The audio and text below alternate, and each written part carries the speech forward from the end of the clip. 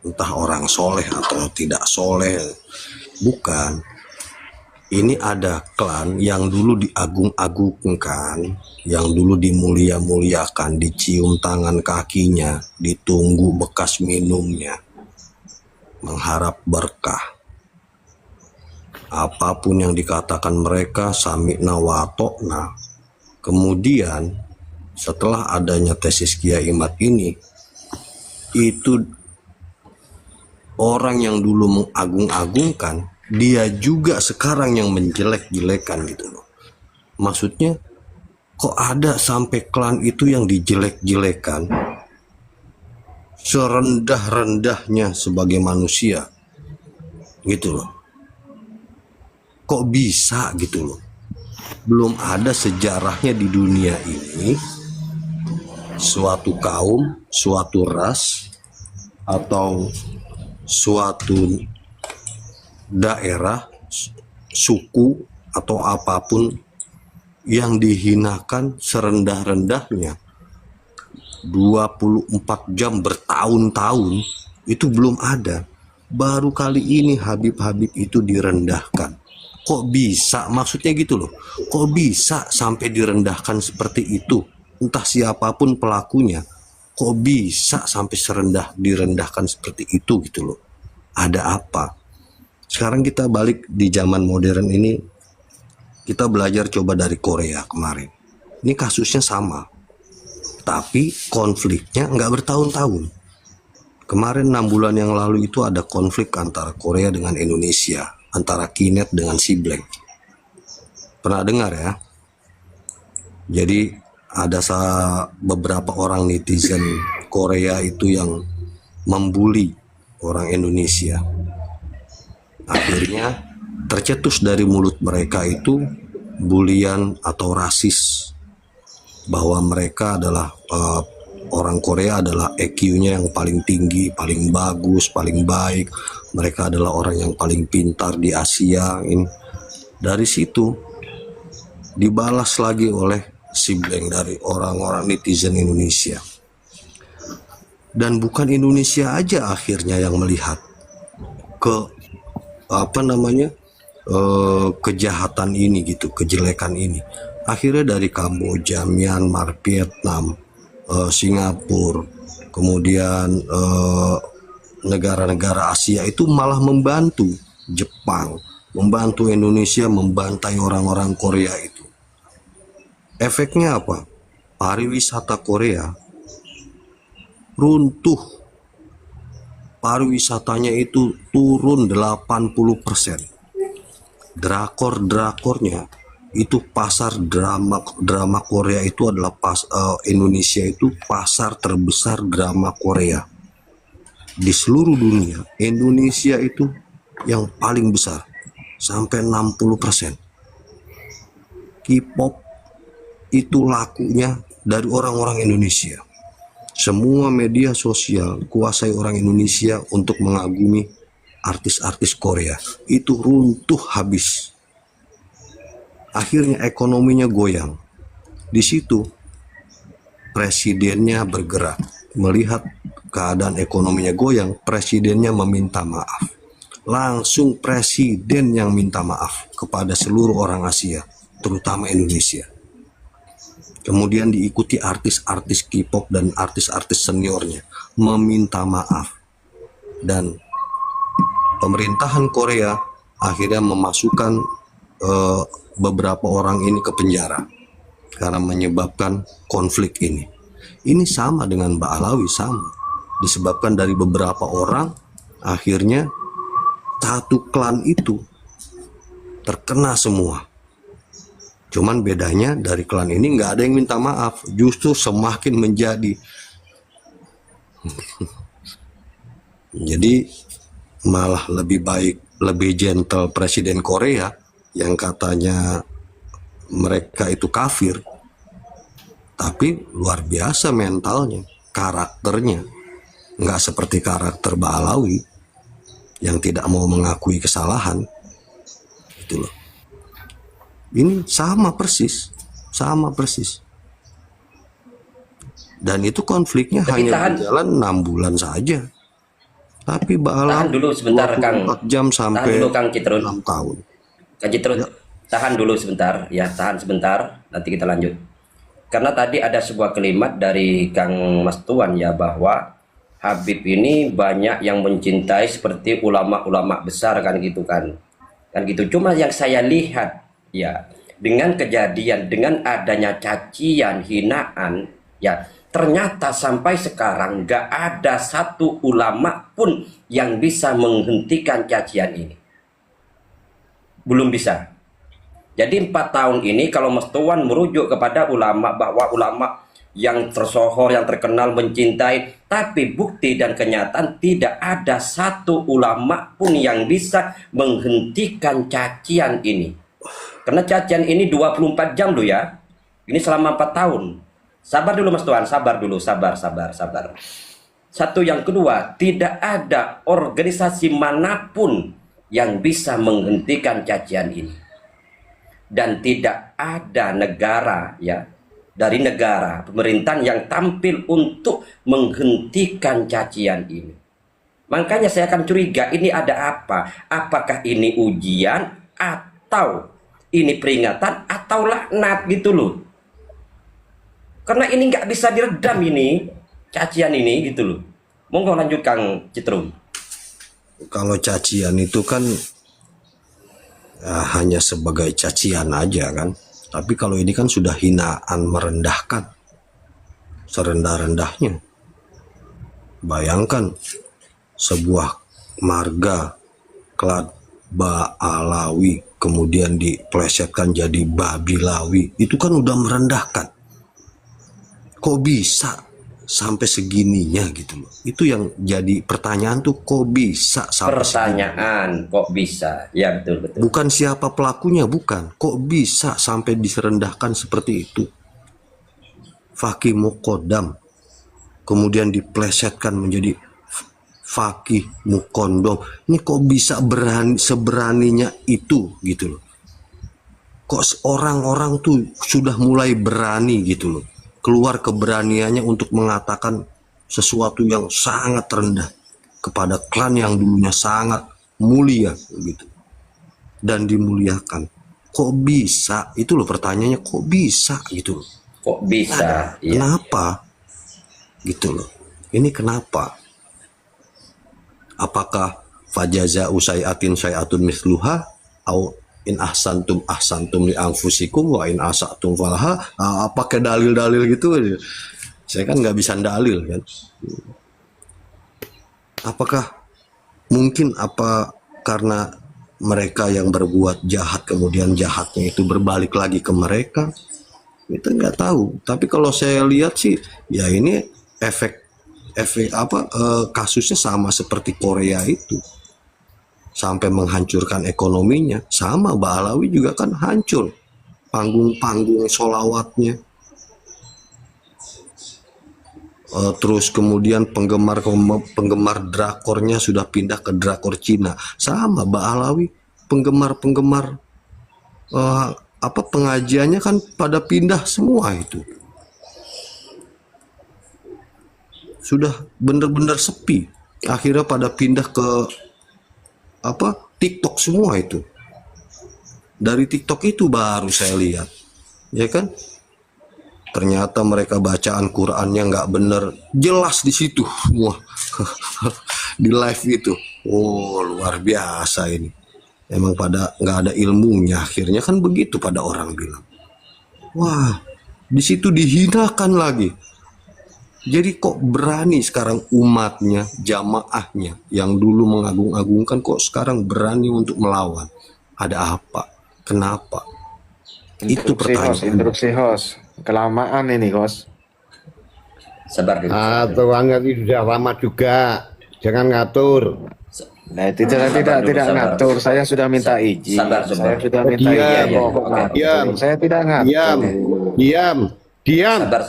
Kamu juga diam. Sabar. Saya sudah berusaha. Karena di sini karena di sini saya mau jawaban ya. Saya sopan. Jadi kesimpulannya Kang Mestuan ya, apa Kang Citrun ini laknat ya? Laknat atau apa ini menurut sampean? Kalau saya lihat itu karma. Oh, karma. Oke. Karma dari istilahnya anak ke pola, bapak ke prada. Ini kan cucunya yang berpola. Akhirnya nenek moyangnya yang ke prada ini. Yang ke prada, iya. Oke, monggo Mas Tuan. Ya, saya mau menjawab Nanti biar tadi itu. ditanggapin Kang Pendeta. Ya, saya itu mau menjawab tadi itu kan Bang Ahmadi itu bertanya berulang-ulang, kenapa kok Habib itu dihinakan? Yang hina itu, yang apa? Yang menganggap hina itu kan kelompok kalian, tapi bukti di lapangan tidak ada Habib itu merasa terhina, dihinakan, tidak ada. Contoh ya, masalah tadi itu sudah disampaikan, itu framing barusan itu. Pengajiannya katanya pindah, pengajiannya sepi.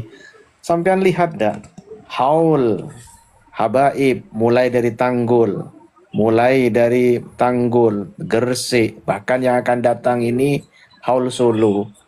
Anda lihat, berkurangkah? Justru bertambah yang hadir di majelis-majelisnya habaib. Itu yang secara nasional ya. Bahkan dari internasional yang datang. Di sini di kampung saya itu di Malang. Di Malang itu ada rutinan Habib Taufik Assegaf yang dari Pasuruan itu keliling di Malang itu, ada yang malam Selasa, ada yang malam Ahad. Mulai dari dulu sampai saat ini majelisnya itu tetap subur. Jadi kalau mengatakan majelisnya Habib itu surut, itu hanya pandangan atau menurut kacamata kalian, para pembenci-pembenci habaib. Tapi justru di desa-desa itu ramai. Justru pembenci-pembenci habaib itu tersingkirkan kalau di sini. Bahkan ya, berita terbaru saya tidak mau menyebut ya.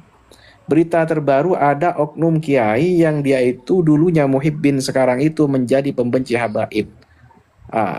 Alhamdulillah terbuka kedoknya. Sekarang ini sedang ada di Polres. Kenapa dia?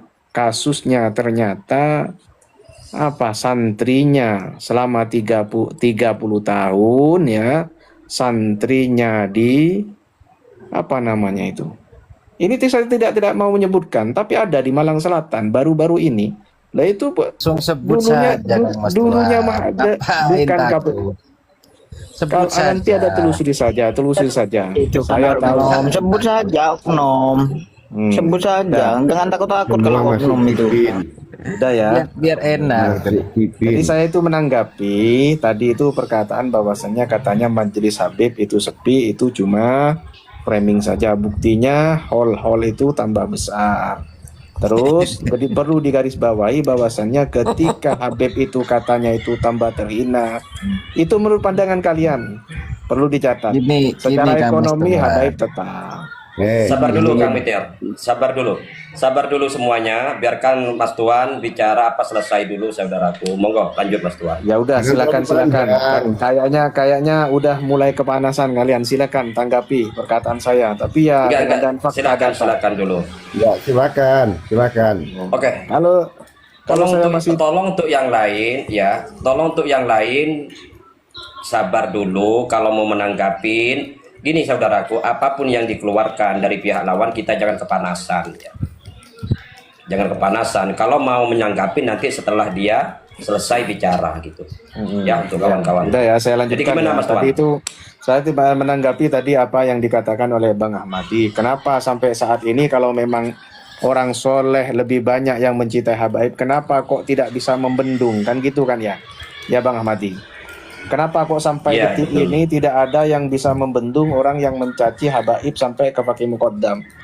Masalah itu Bang Ahmadi, Allah Subhanahu wa taala sudah menyatakan dalam Al-Qur'an, innaka la tahdi man ahbabta walakinallaha yahdi may yasha. Jangankan itu orang soleh, jangankan kiai, bahkan Nabi sendiri pun turun ke atas muka bumi ini umpamanya, tapi kan tidak mungkin.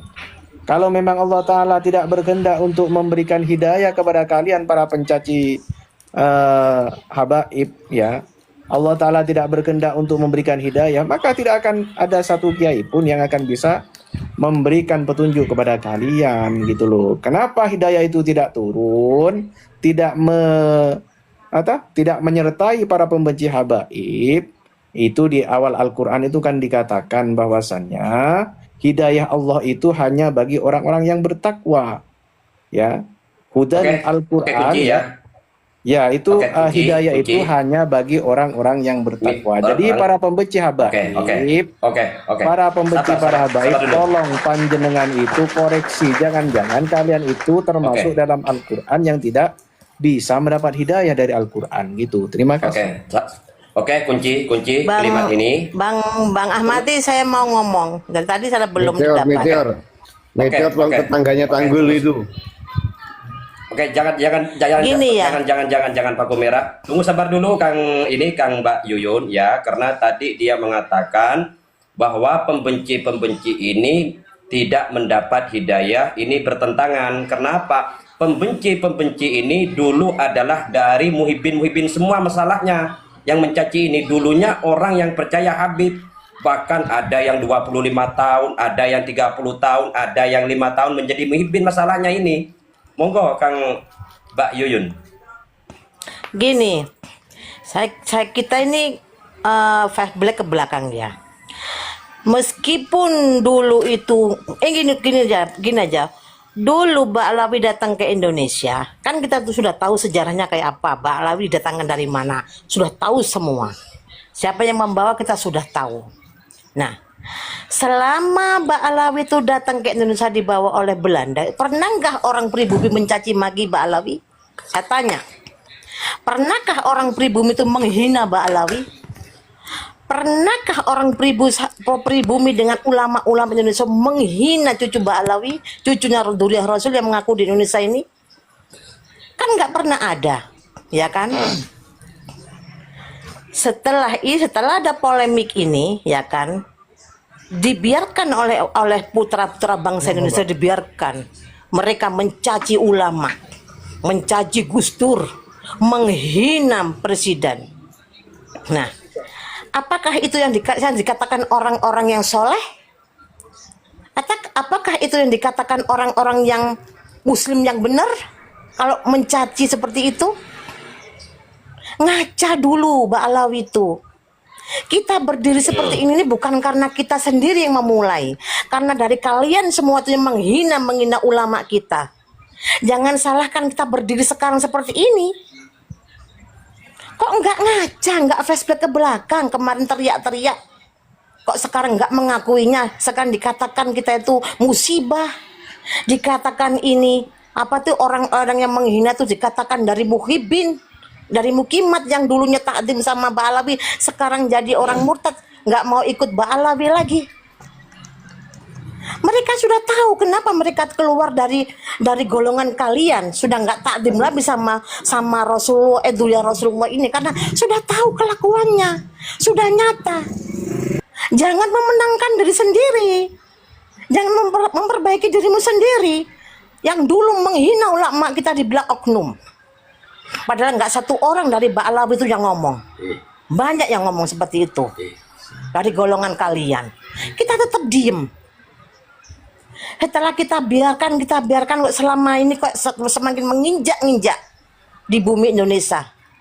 Banyak yang diakuinya, banyak yang dipelesetkan, banyak yang dibikin sesat di Indonesia. Kok malah mereka nggak mengakuinya, hanya dibilang oknum. Kita ini orang Indonesia asli yang merasa ulama kita dihina. Apa nggak boleh kita membela?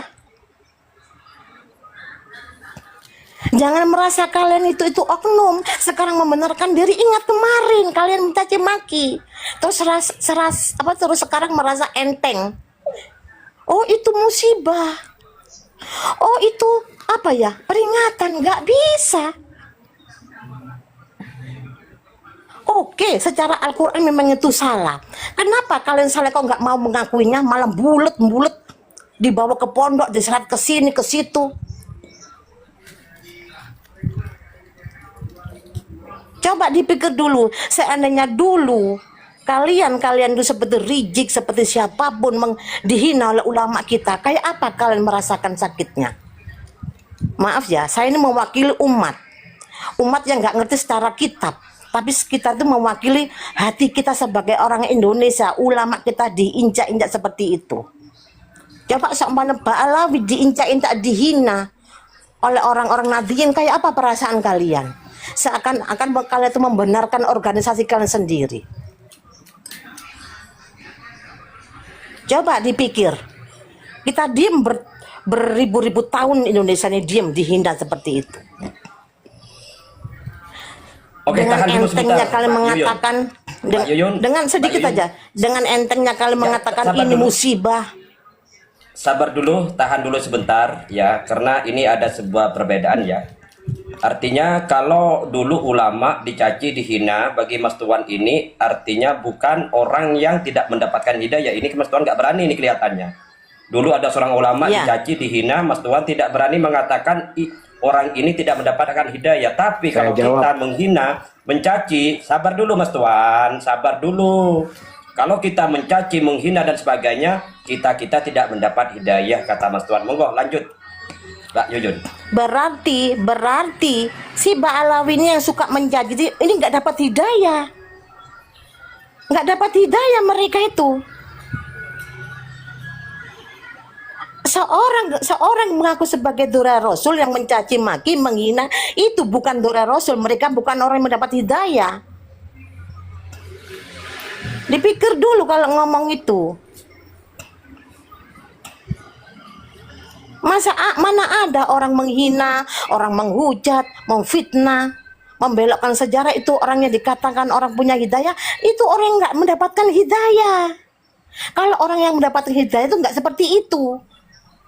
Sopan kelakuannya, santun bawaannya, nggak selalu mengajak perang, nggak gembor-gembor mengaku aku Durya Rasul. Padahal kata aku itu hanya untuk Allah saja itu. Kesombongan itu punya untuk Allah, bukan untuk manusia. Tapi Mbak Alawi seenak-enaknya mengatakan seperti itu. Selalu aku. Jadi kesimpulannya di sini ya, saudara-saudara temanku semuanya, kata Bang Mas Tuan tadi bilang gini, berarti yang ngomong seperti itu orang nggak punya hidayah. Berarti Mbak Alawi itu nggak punya hidayah, berani menghina. Itu aja teman-teman, terima kasih. Oke, untuk Assalamualaikum Kang Pendeta Acong.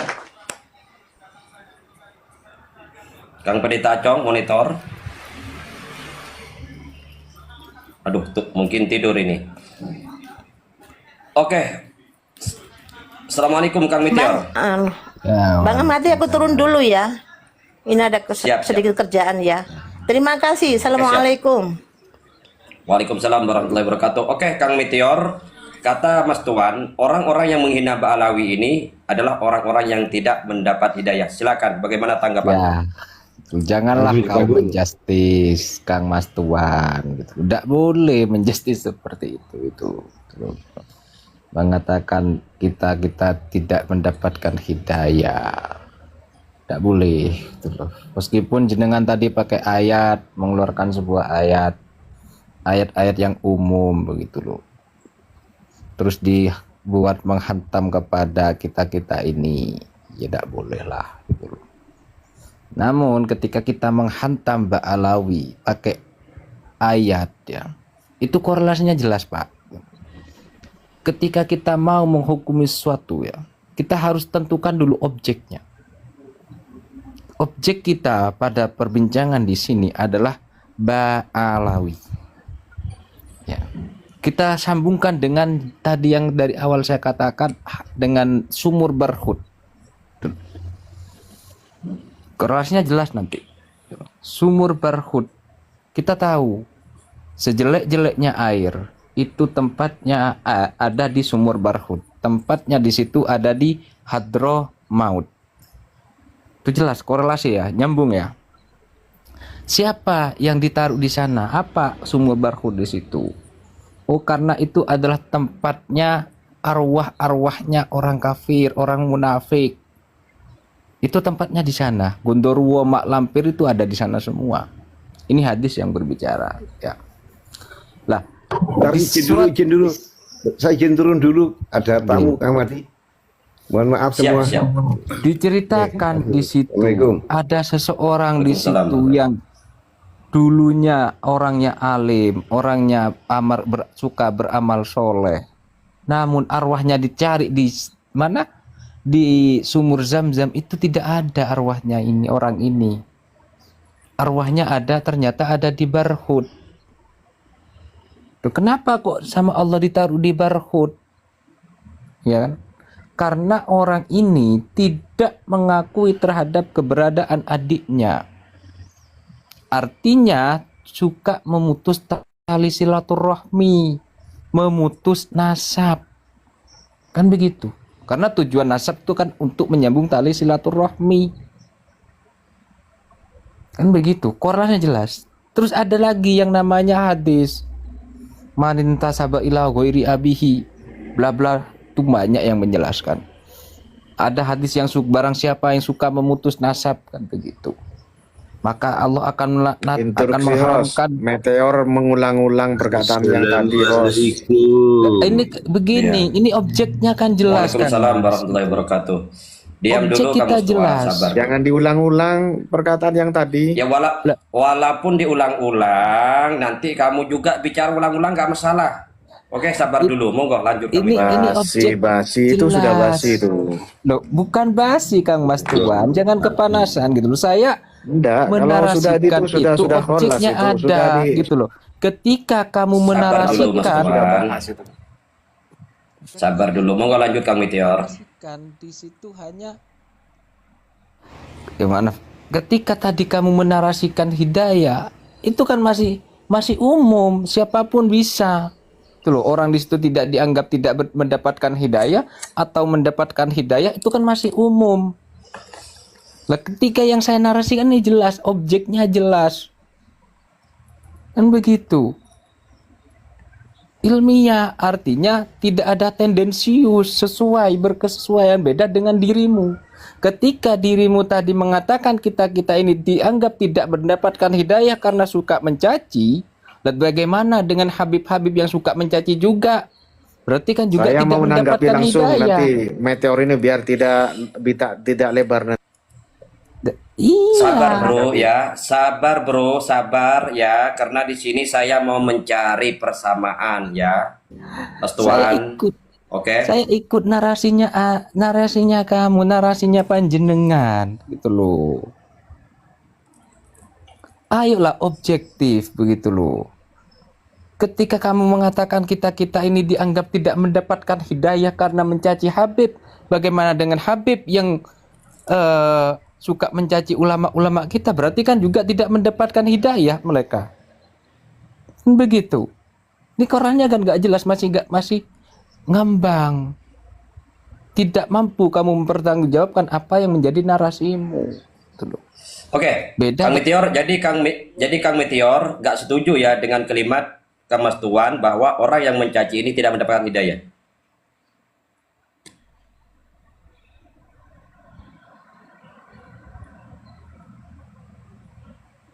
Kang Meteor, aduh lagi ada ini. Oke, saya sapa dulu. Assalamualaikum santri bersarung. Waalaikumsalam warahmatullahi wabarakatuh.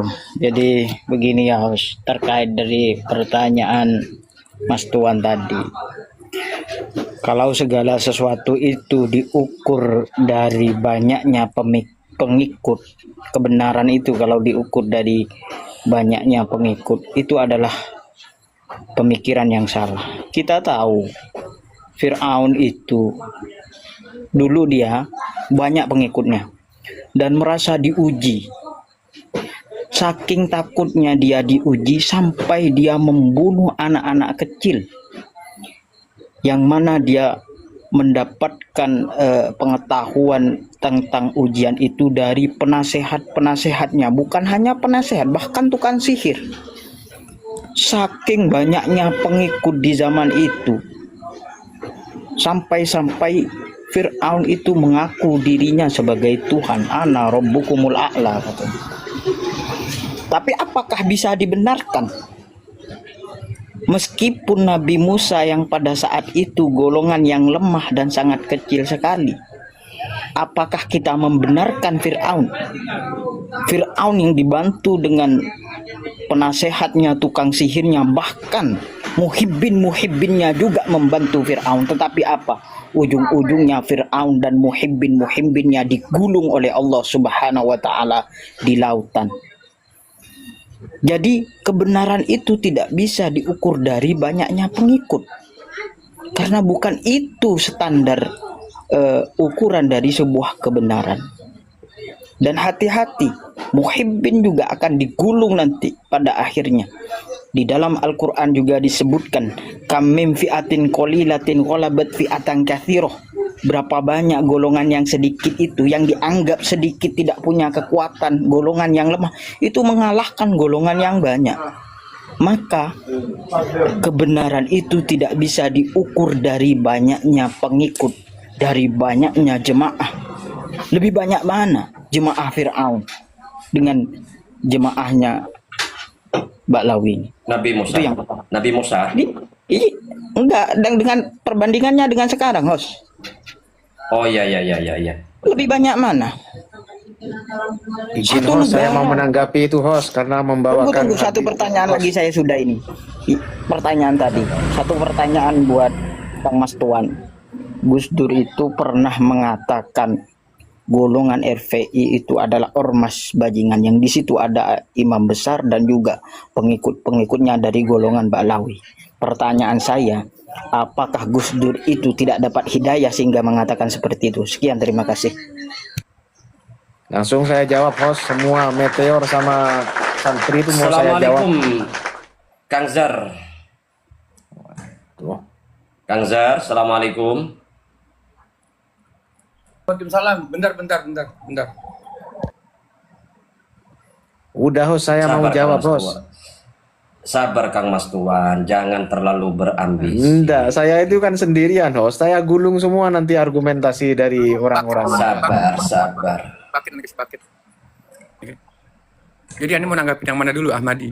Anda mau dikasih kesempatan mau nanggapin yang bagian mana dulu? Dan apa yang harus Anda? Oke, gini ya Kang. Saya tadi mendapat Assalamualaikum ini ya, dari suara- warahmatullahi wabarakatuh. Waalaikumsalam warahmatullahi wabarakatuh. Oh, diketawain kan? Begitu caranya. Kenapa? Sabar. Innallaha ma'as-sabirin. Mahdi, yang mana yang mau nanggapin? Gini Kang, siapa ini Kang Zar ya, ini kan ada sebuah kelompok atau golongan yaitu Ba'lawi, tiap hari tiap malam dicaci, dihina non-stop 24 jam ini selama 4 tahun berturut-turut, jadi terus dan terus. Kalau Ini bukan cuma orangnya yang masih hidup, bahkan orang yang sudah meninggal pun dicaci, dihina. Ini kok bisa terjadi seperti ini? Ini ada apa? Bisa nggak Kang Zar ini menjelaskan? Silahkan Kang Zar. Jadi Anda kalau Anda punya kakek, Anda punya dida, Anda punya orang tua, dulu bilang gini, biarin orang benci sama kita, yang penting kita jangan. Gitu tuh. Karena apa? Dibenci kita nggak bakalan hina, dipuji kita nggak bakalan terbang. Itu doang tuh. Mau terlepas apapun ujian atau hinaan, ya itu tergantung perspektif asumtif setiap orang ini, bebas. Karena itu adalah hak asasi bagi setiap manusia tuh. Ajo ummati. Ya, karena kita punya kewajiban membalas hinaan dengan hinaan. Tidak punya kewajiban untuk membalas makian dengan makian.